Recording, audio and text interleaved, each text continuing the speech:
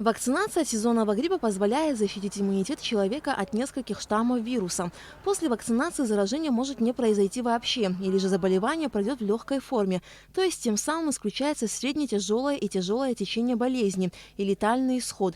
Сейчас в республике проходит вакцинация медицинского персонала из первой партии закупленных Минздравом вакцин, но уже к концу текущего месяца ожидается поступление всех заказанных препаратов в количестве 15 тысяч доз. Поставщики нас заранее еще предупредили, что сроки поставки вакцины будут чуть-чуть отсрочены, чуть-чуть это получилось на месяц, так как у них сейчас у самих большой спрос на эту вакцину. И поэтому мы сделали своевременные заявки, как обычно, ежегодно, но, к сожалению, сроки были отодвинуты из-за того, что там у них у самих потребность повышена.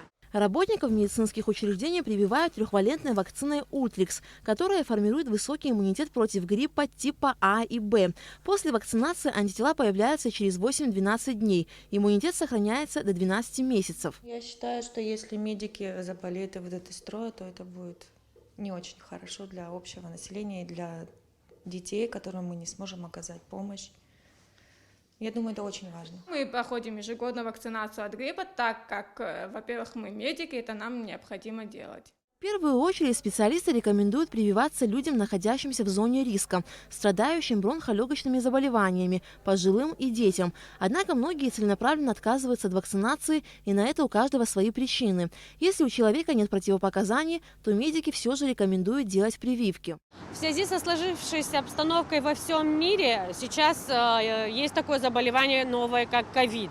А для нас характерны такие заболевания, как простудные, гриппы ежесезонные. Поэтому, дабы не наслоилось одно заболевание на другое, ковид – это так как новое заболевание, и от него пока у нас нет, к сожалению, вакцины, то от того заболевания, которого мы можем защититься на сегодняшний день, то мы призываем вакцинироваться, наше население. Перед вакцинацией каждый человек должен пройти термометрию. Медики подробно спрашивают, нет ли противопоказаний на некоторые препараты. Противопоказаниями являются следующие моменты. Если была аллергическая реакция на предыдущее введение, то есть в прошлом году была реакция на именно введение этой вакцины, это первое основное противопоказание. Естественно, повышение температуры тела, то есть перед применением вакцины обязательно проводится термометрия. Температура выше 37, и это является противопоказанием для введения вакцины. А также в отдаленных противопоказаниях это является противопоказание аллергия на белок. Все желающие могут пройти вакцинацию бесплатно в поликлиниках республики до конца декабря текущего года.